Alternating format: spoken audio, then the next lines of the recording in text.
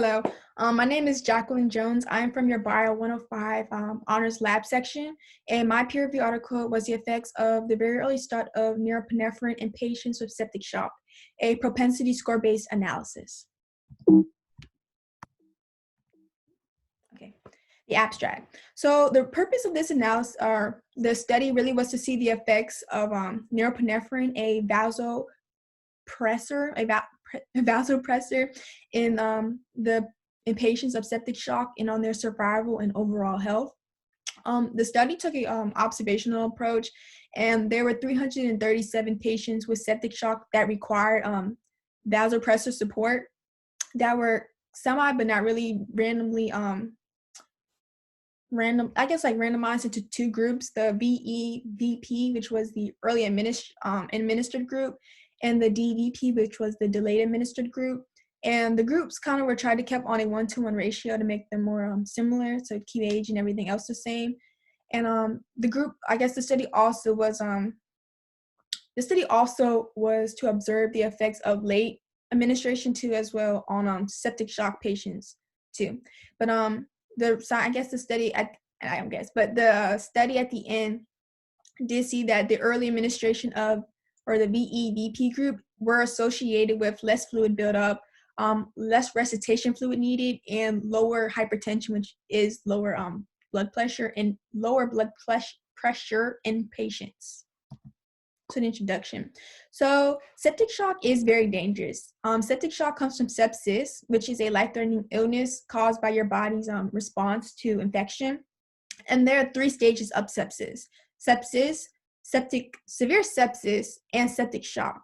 Severe sepsis and septic shock are very similar in their symptoms, but which are kind of abnormal functions, trouble breathing, fatigue, and like others. But what really separates severe septic and septic shock is really the hypertension in septic shock, which is the low blood pressure, which really is the big difference between the two. And septic shock is deadly. Like I won't say can be, but it is deadly if not treated properly and quickly. And medicines such as vasopressors, IV fluids, antibiotics, and others are definitely used to treat it. But even though with the treatment, there still are fatality rates due to septic shock. But studies are being conducted all the time to find better and more efficient ways to help lower the fatality rate of people or patients with septic shock. All right, so the hypothesis really is for the study, if norepinephrine, a vasopressor, is administered early in septic shock patients, then the patient's hypertension and overall health will increase, but the hypertension will decrease. Not hypertension. The hypertension or the blood pressure will increase, so it'll balance out. For the literature review theory, the study was a propensity score-based analysis, and that the propensity score-based was originally created by Rosenbaum and Rubin in 1983. And they defined it as the probability of treatment assigned conditional on observed baseline covariates.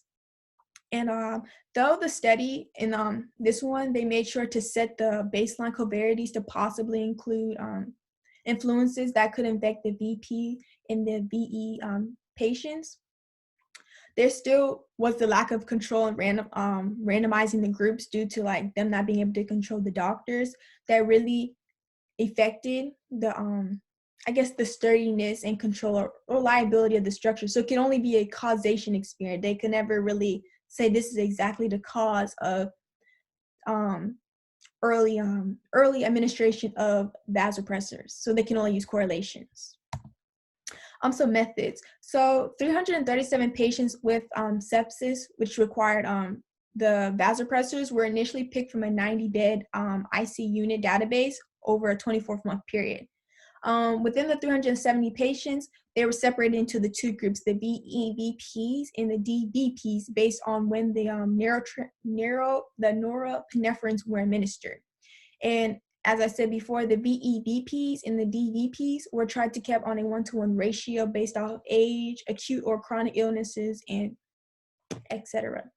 Also, a risk-adjusted Cox proportional model was used to evaluate the 28-day mortality rate with the VEVPs to see if there really was an effect, but also a sensitivity analysis was also used as well to incorporate VEVP patients that were only on the vasopressors for less than 6 hours, so also include them somewhat into the data as well to see if they had an impact. So some of the data collected, this part of the data section really just shows all the characteristics of the people that were taken in. So as like some of the lines I showed you, one, you see steroid use, patients who are on steroids or receive steroids. So they're there, which you see 57. Diabetes, patients with those are kept 18. Such as emergency rooms, because also how you were administered does play a big part in how you were treated as well. This one shows the interval times between 2 hours, 4 hours, 6 hours, and 8 hours of resuscitation fluid, the cumulative resuscitation fluid buildup. And at the bottom, you can also see the mortality rate too at the 28-day, which you see it's 17 for the VEVPs and 36 for the delayed VPs. This one really just pretty much shows the line graph of the data we just saw in the other two slides, and just helps you more visualize how different or how significant the difference is in the resuscitation fluid build up and overall like needed of resuscitation fluid between the delayed VPs and the early VPs. And this one is also the line graph of the mortality rate between the early VPs and the delayed VPs. So the data presented. So there really was no significant difference between the DVPs and the VEVPs, aside from just when the vasopressors were administered. The net fluid though balance was a lot higher in DVPs in 8 to 24 hours compared to the VEVPs, and the volume of resuscitation fluid in the VEVP groups was a lot lower as well.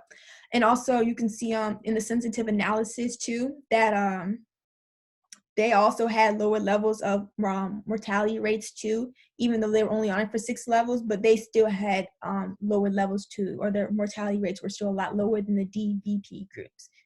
And also, there really was also no big significance in the dose amount presented between the two. It really was based off when the vasopressors were administered that made the big difference. So overall, based on the study towards the end, they did conclude that vasopressors were early administration of vasopressors were associated with less fluid buildup, less resuscitation fluid needed, and less hypertension episodes, so lower blood pressure.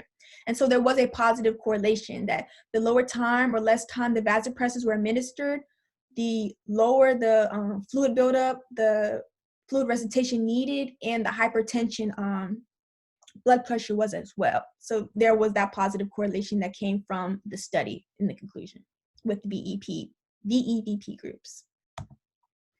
So questions. So the first question, if you survive septic shock, will there be any effects?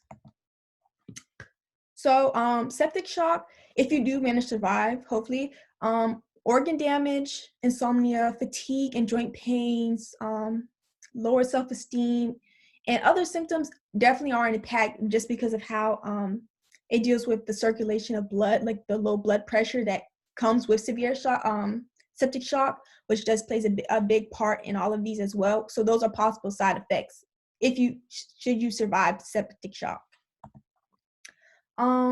Next is septic shock infectious? No. So you cannot give anybody septic shock. Septic shock really comes from a bacteria infection, so you can't really give unless you're giving people bacteria. So it's not infectious. You just get a bacteria infection that can lead to sepsis, then severe sepsis, than septic shock. So you can't give people septic shock. It's not infectious. But yeah. That was the end of my presentation. Thank you for listening to me, and goodbye. And here are my sources. Bye-bye.